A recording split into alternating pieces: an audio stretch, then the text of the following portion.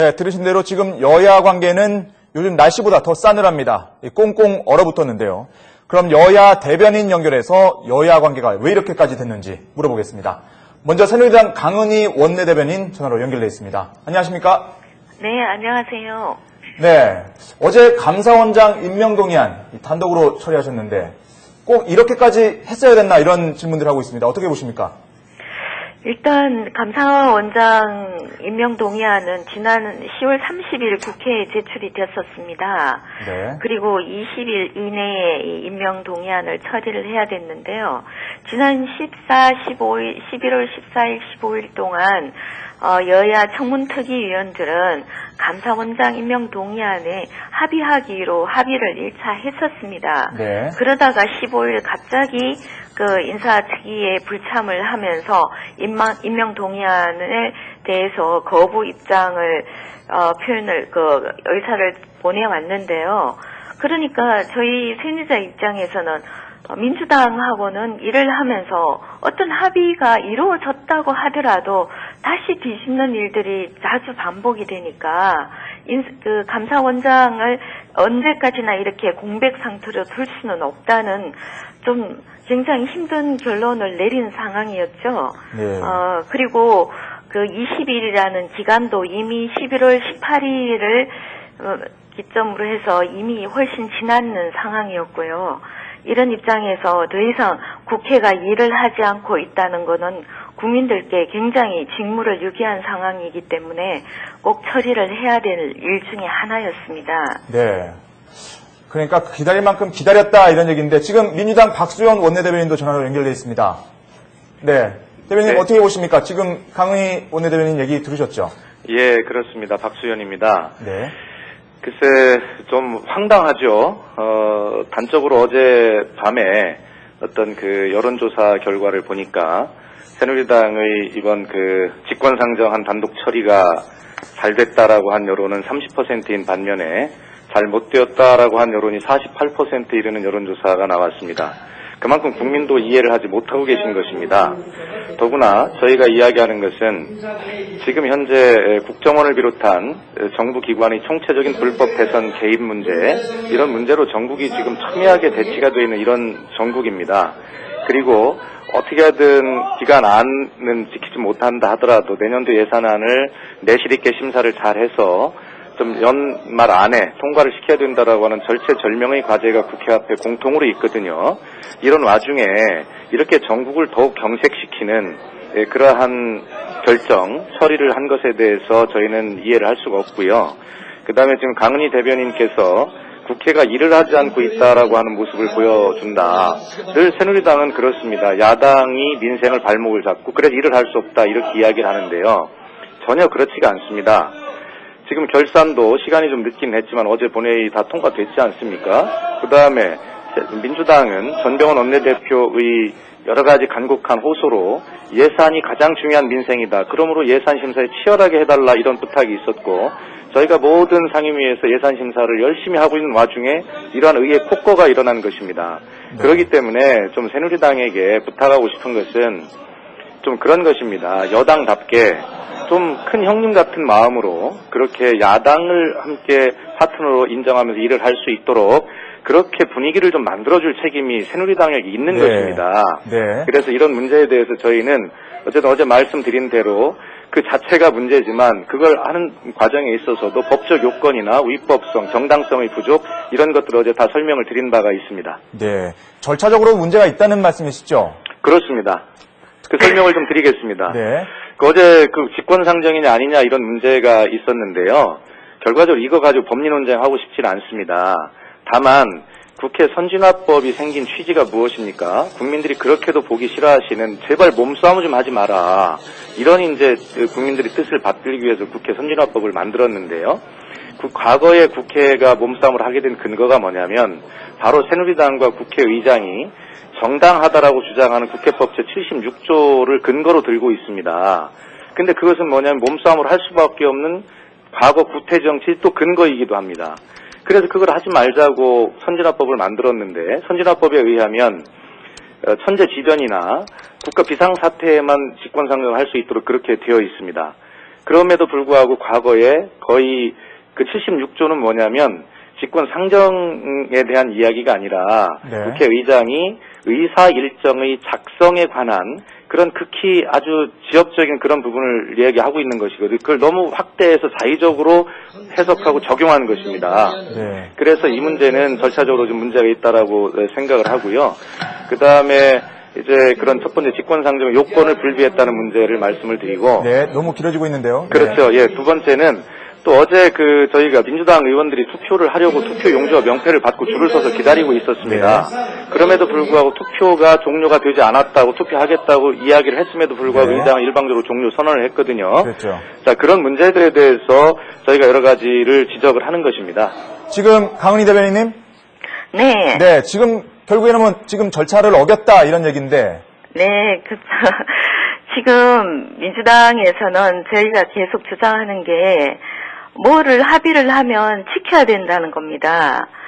감사원장 임명 동의안의 경우에는 인사청문 특위에서 큰 의견차가 없기 때문에 청문 보고서를 채택하려고 합의를 다 했었던 일입니다. 합의를 하면 뭐합니까? 지키질 않는데요. 그렇기 때문에 인사청문 특위에서 특위위원장이 청문 보고서를 채택을 했고요.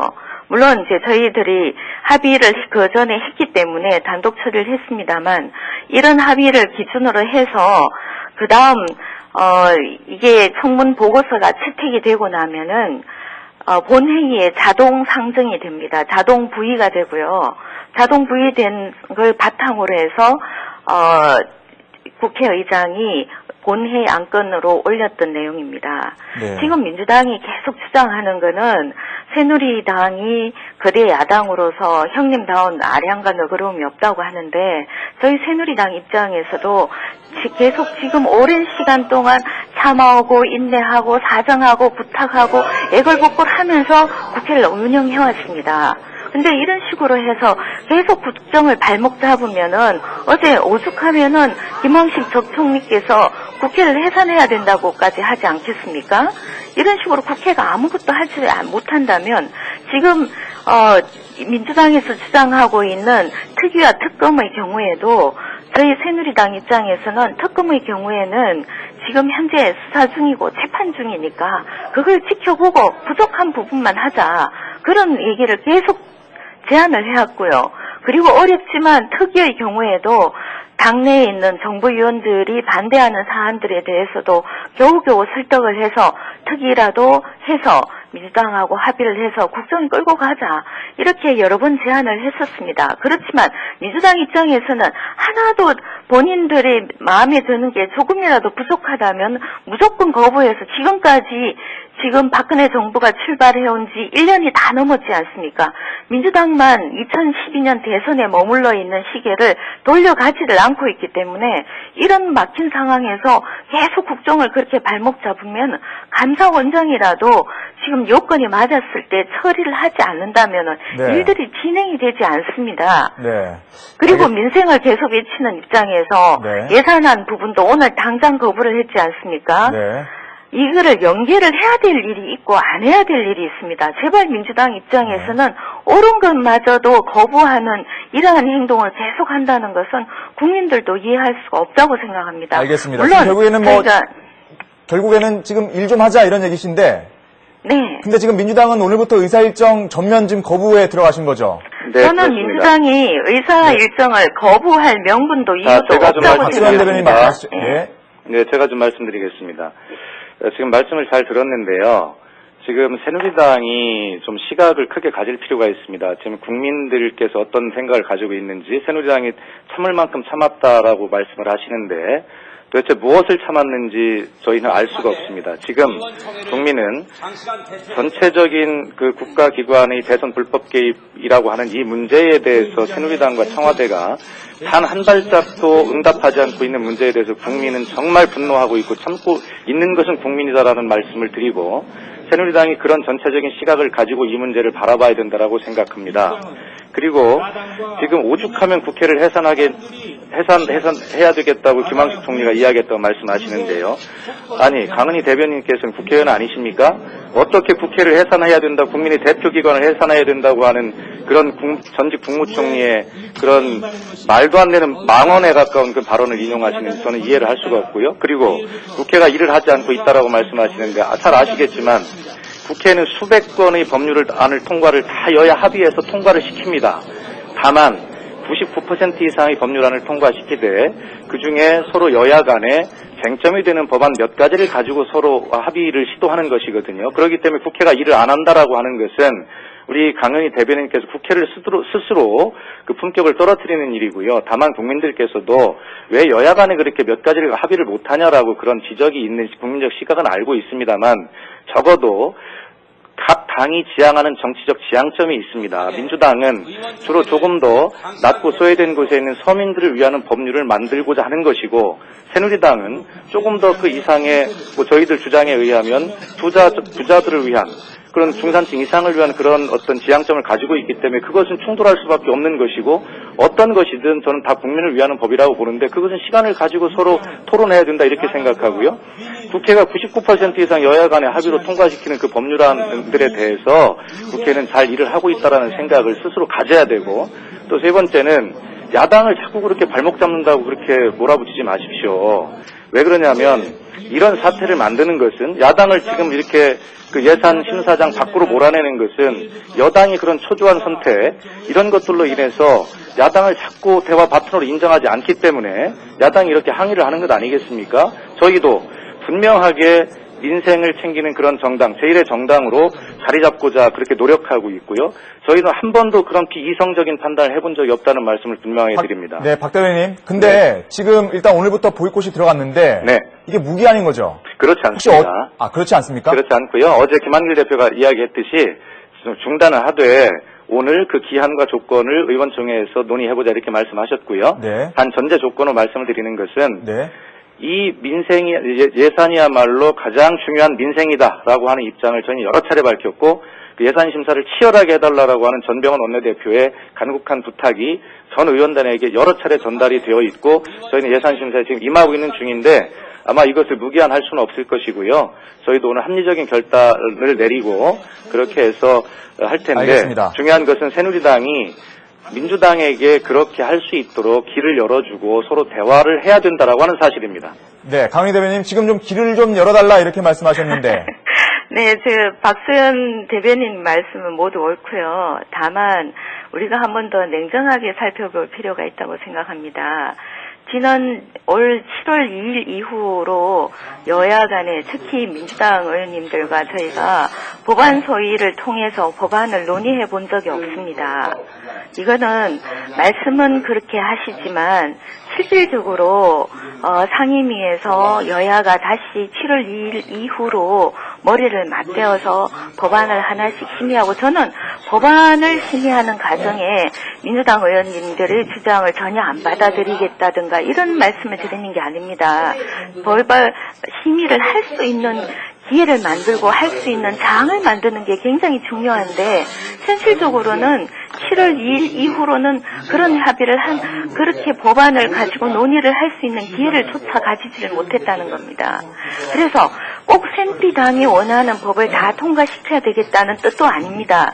법을 심의하면서 민주당의 의견도 충분히 받아들일 수 있고 얼마든지 서로 합의해서 할 수가 있는 준비를 저희는 늘 하고 있습니다. 다만 그런 테이블과 자리를 만들어주지를 않으니까 지금은 우리 새누리당이 거대 여당이라고 늘 얘기를 하지만 거대 여당으로서 법안 하나도 심의할 수 있는 상황이 못 되어 있는 겁니다. 얼마나 안타까운 일입니까?